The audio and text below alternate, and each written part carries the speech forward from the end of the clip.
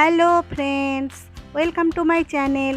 বন্ধু, আজকে তোমাদের সামনে নিয়ে হাজির হয়েছি অসাধারণ টেস্টি স্বাদের নিরামিষ রেসিপি চাল পটলের তরকারি। এটি একটি সাবেকি রান্না। এটা লুচি পরোটার সাথেও যেমন খেতে ভালো লাগে, তেমনি ভাতের সাথেও এর টেস্ট অসাধারণ। নিরামিষ চাল পটল যে একবার খাবে বারে বারেই খেতে চাইবে। তাই বন্ধু, তোমরা অবশ্যই এই রেসিপিটি একবার বাড়িতে ট্রাই করো। আমার ভিডিওটি যদি তোমাদের ভালো লেগে থাকে অবশ্যই একটা লাইক করে দিও। দেখো বন্ধুরা, আমি 500 গ্রাম পটল নিয়ে সেই পটলগুলো খোসা ছাড়িয়ে নিয়েছি। তারপরে লম্বা লম্বা করে চিড়ে নিয়েছি। একদম দুভাগ করিনি, মাঝখান দিয়ে একটু চিড়ে নিয়েছি, তাহলে সমস্ত মশলাগুলো এতে ঢুকবে। অর্থাৎ আমি যে মশলা দিয়ে এগুলো রান্না করব সেই মশলা এর মধ্যে ঢুকবে এবং পটলের স্বাদটাও অনেক বেশি সুন্দর হবে। আমার প্রথম কাজ হলো একটা কড়াই নিয়ে তাতে 3-4 চামচ মতো তেল দিয়ে পটলগুলোকে হালকা করে ভেজে নেওয়া। এই ভাজার জন্য আমি অল্প সামান্য নুন দিয়ে দিলাম, আবার একটু হালকা হাতে নেড়ে চেড়ে নিলাম। 2 থেকে 3 মিনিট মতো পটলটাকে আমি হাই ফ্লেমে ভেজে নেব, তারপর এগুলোকে তুলে রাখবো। দেখো বন্ধুরা, 25 গ্রাম মতো গোবিন্দভোগ চাল আমি আগে থাকতে ভিজিয়ে রেখেছিলাম। সেই চালটাই আমি কড়াইয়ের মধ্যে দিয়ে দিলাম। তারপরে এটাকে নেড়ে চেড়ে তুলে রাখতে হবে। অর্থাৎ চালটাকে আমি একটু ভাজা ভাজা করে নেব। 1 থেকে 1.5 মিনিট মতো এটাকে আমি ভেজে পটল যেখানে রেখেছি সেই পটলের মধ্যেই এগুলোকে তুলে রাখবো। তারপর আবার কড়াইতে তেল দিয়ে 2টো তেজপাতা, 2টো লবঙ্গ, 2টা এলাচ দিয়ে দিয়েছি। তারপরে টমেটোটাকে দিয়ে দিলাম। আমি ছোট ছোট 2টো টমেটো নিয়েছি, সেগুলোকে টুকরো টুকরো করে কেটে তেলের মধ্যে দিয়ে দিলাম। একটু সামান্য ভাজা ভাজা হলে আমি কাজু, কিশমিশ আর চারমগজের পেস্টটা করে নিয়েছি, সেই পেস্টটা এই টমেটোর মধ্যে দিয়ে দিলাম।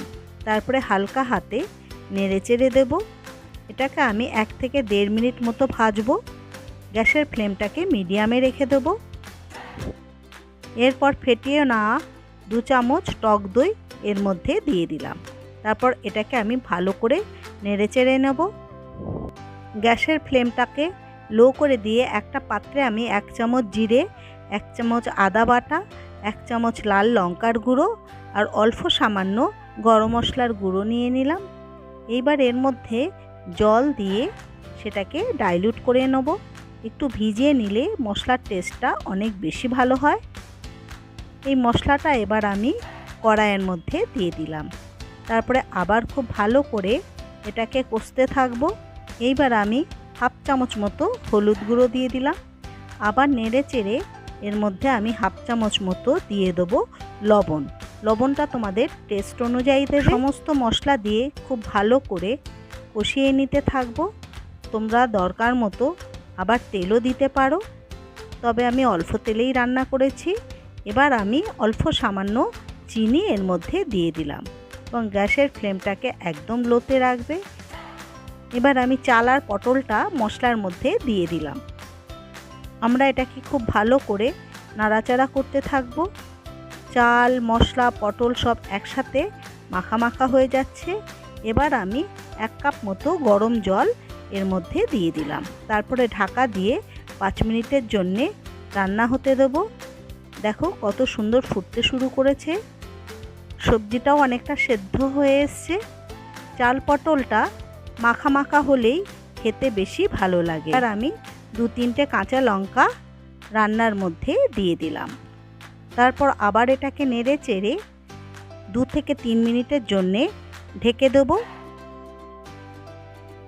2 মিনিট বাদে চাল পটলটা একদমই রেডি হয়ে গেছে। এবার খানিকটা কিশমিশ আমি চাল পটলের মধ্যে দিয়ে দিলাম।